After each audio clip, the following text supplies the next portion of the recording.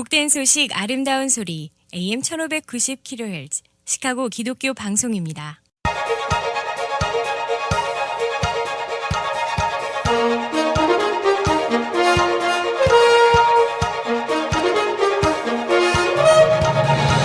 김정일 해설위원의 시사 해설.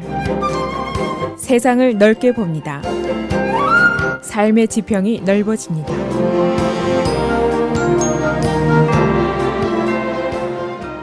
시사 해설입니다. 피오리아의 페더럴 코트에서 어제부터 매우 센세이셔널한 살인사건의 재판이 시작이 됐습니다. 바로 2017년 6월 9일에 있었던 중국인 여성학자 잉잉쟁 26살의 살인 유괴 사건에 대한 재판이 열리게 되었습니다. 이 사건은 여러 가지 이유로 많은 사람들의 큰 관심을 몰고 있습니다.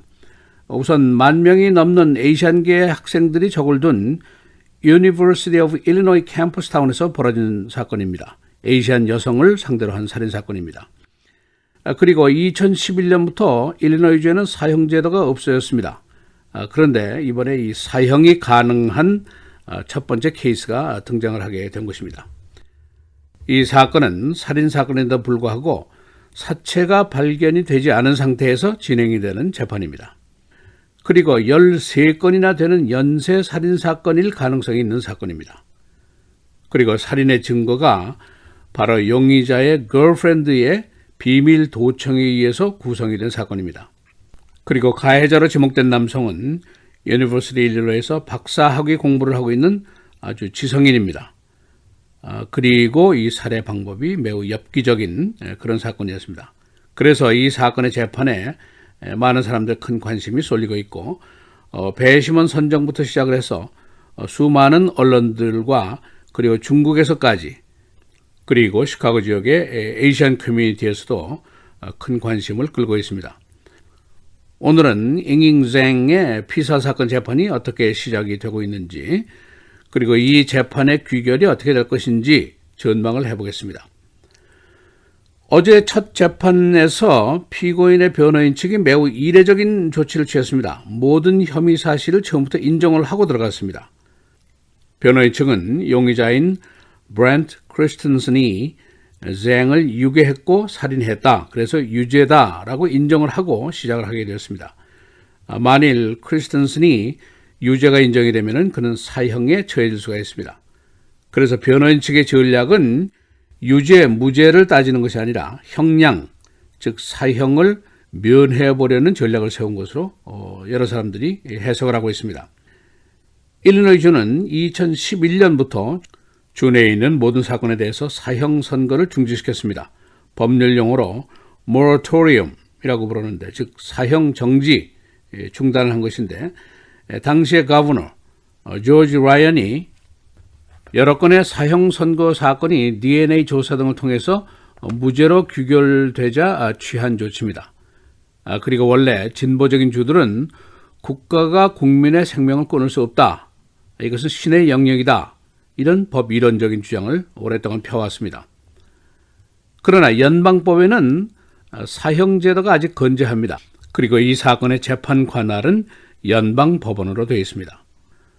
사건의 개요를 간단히 살펴보면 6월 9일 2017년 중국에서 유학으로 온 리서치 전문가인데 잉잉쟁이 버스 정류장에서 용의자인 크리스텐슨에 의해서 유인이 돼서 그의 집으로 가서 강간 살해된 사건입니다. 유괴 강간 살인 사건입니다.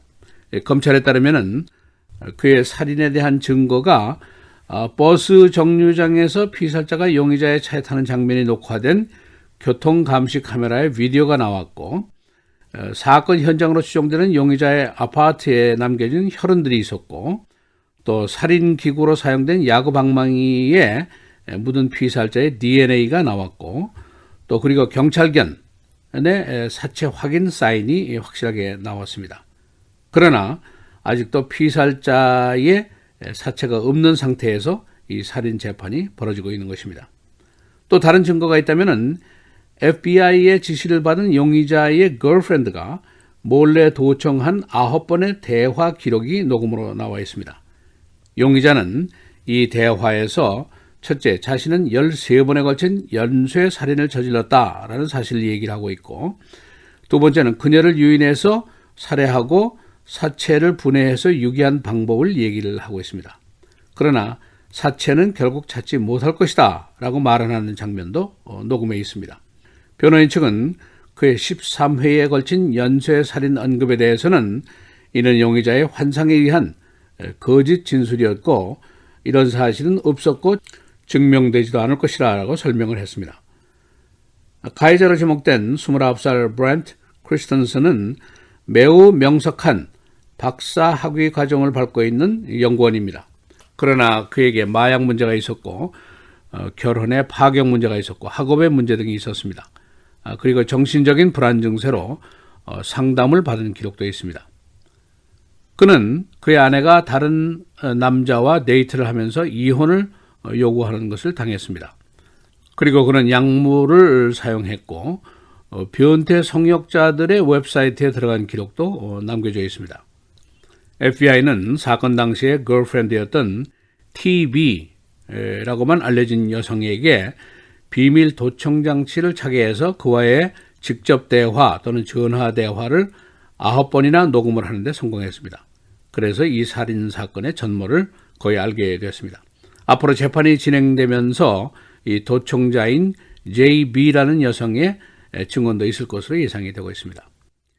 이 death penalty, 사형 선고는 검찰 측의 재판 전략의 하나로 앞으로 쓰여지게 될 것으로 예상이 되는데, 그러나 이 사안은 법무부 장관의 인가가 있어야 하는 사항입니다. 2011년에 일리노이 주법으로 사형 제도가 중단이 됐고 그 전에 2005년도에 연방법으로 사형이 선고된 케이스가 일리노이 주 내의 마지막 케이스입니다. 당시에 Dr. Ronald Mikos라는 사람인데 그가 메디케어 사기 사건 재판에서 빠져나가기 위해서 중요한 증인이었던 자신의 전 환자 여인을 살해한 케이스입니다. 그는 현재 70세인데 아직도 인디아나주에 있는 연방교도소에서 복역을 하고 있습니다.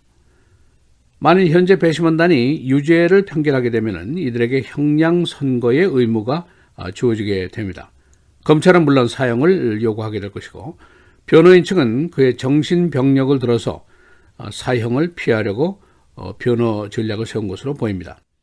용의자가 과거에 정신과 의사를 찾아가서 자신이 살인과 자살의 충동을 느끼고 있다 하는 상담을 한 기록이 현재 남아 있습니다. 그래서 이 엽기적인 살인 사건의 결론이 어떻게 날지 아직은 속단하기가 이릅니다. 이 University of Illinois Urbana-Champaign 캠퍼스에는 중국인 유학생만 5,600명이 재학을 하고 있습니다. 그리고 많은 한인들을 비롯해서 아시안계가 전체 10,000명이 넘는 것으로 알려지고 있습니다. 시사해설 김정일입니다.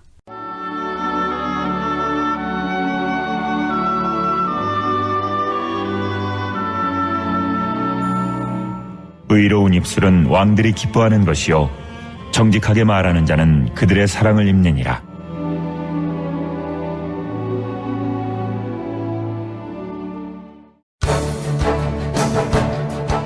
하나님의 축복 속에 41년 전에 세워진 저희 시카고 기독교 방송은 끊임없는 청취자 여러분들의 기도와 섬김 속에 지금까지 이어져 내려오고 있습니다. 앞으로도 계속해서 하나님의 방송, 복음의 파수꾼의 역할을 감당하며 더욱더 성장하는 저희 시카고 기독교 방송이 될 수 있도록 시카고 기독교 방송 41주년 특별 공개 성교 헌금 행사에 여러분들의 많은 참여와 기도를 부탁드립니다. 특별 공개 성교 헌금 행사는 6월 25일부터 27일까지 오전 6시에서 오후 1시까지 매일 7시간씩 생방송으로 진행됩니다. 이번 행사에 참여하시는 모든 분들께는 각 업체에서 제공하는 헌물을 선물로 드립니다. 여러분들의 많은 사랑과 관심, 기도, 후원을 부탁드립니다. 기독교 방송국 전화 847-583-0191, 카카오톡 847-707-4269번입니다.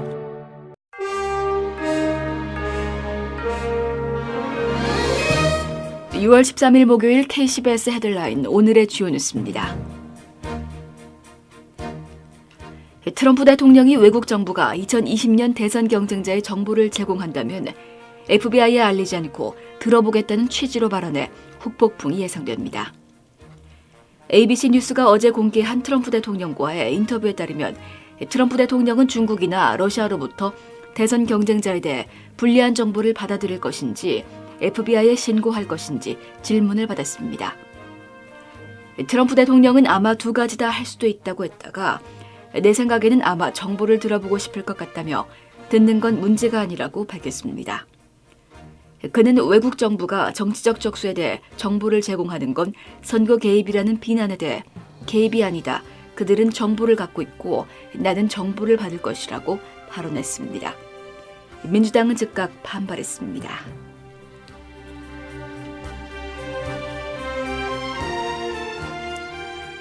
현지 시간 오늘 오전 걸프 해역으로 이어지는 오만해에서 석유 제품을 실은 대형 유조선 두 척이 공격을 받았습니다. 미국과 이란의 군사적 충돌을 막기 위해 이라크, 오만, 카타르가 중재자로 나서고 어제 아베 신조 일본 총리가 이란을 방문했음에도 지정학적으로 민감한 곳에서 유조선에 대한 공격이 또 벌어졌습니다. 브런트 알타이르호는 피격 뒤 불이나 선원 23명이 모두 탈출했고 쿠쿠카 쿠레이저스호의 선원 21명도 배에서 이탈했습니다. 공격의 주체나 배후는 아직 드러나지 않았습니다.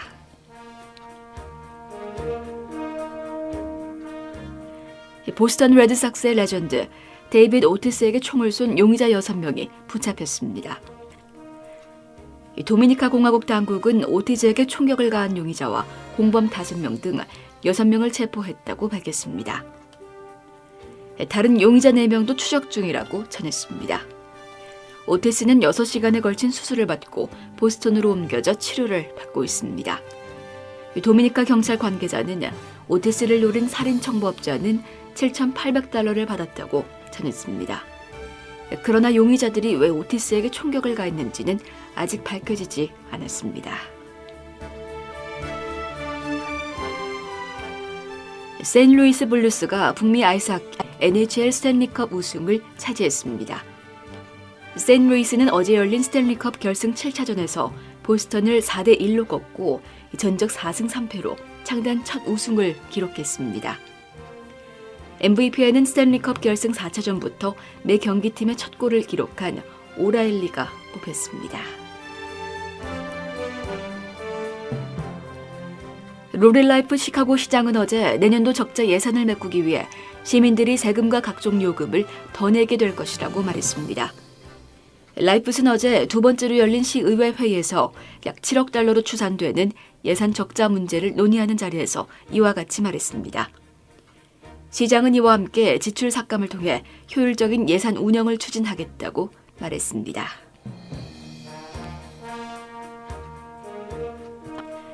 프리츠커 주지사는 어제 시의회가 통과시킨 새 낙태법에 서명했습니다. 새 법은 배우자의 동의 생략 등 과거 법보다 낙태를 더 용이하게 하고 있습니다. 그는 서명 후에 We Trust Women이라고 말하면서 낙태를 여성의 권리로 보는 진보 측의 생각을 지지했습니다. 최근 보수적인 여러 주들이 반낙태법을 통과시켜 현 낙태법을 바꾸려는 시도를 하고 있습니다. 10대 임신 여성을 살해하고 태아를 꺼내는 엽기적인 살인을 저지른 모녀가 어제 정식으로 입건됐습니다. 46살 클라리사와 그녀에 따른 19살 임신 여성 로페즈를 집으로 유인해 도살한 후 자궁에서 태아를 꺼내는 엽기적인 살인을 저지른 혐의를 받고 있습니다. 병원에 있는 아기는 뇌 손상을 입었습니다. 날씨입니다. 오늘은 다소 강한 바람과 함께 오전에 대체로 흐리다 오후 들어 차차 맑은 날씨 보이겠습니다. 오늘 최고 68도, 최저 53도. 내일도 강한 바람이 부는 가운데 오전에 가끔 구름 많은 맑은 날씨 보이다 밤사이 비가 내리겠습니다. 내일 최고 78도, 최저 63도. 토요일 대체로 흐리고 한때 썬더스톰이 예상됩니다. 최고 75도, 최저 63도. 주일도 대체로 흐리고 곳에 따라 썬더스톰이 예상됩니다. 최고 74도, 최저 57도입니다.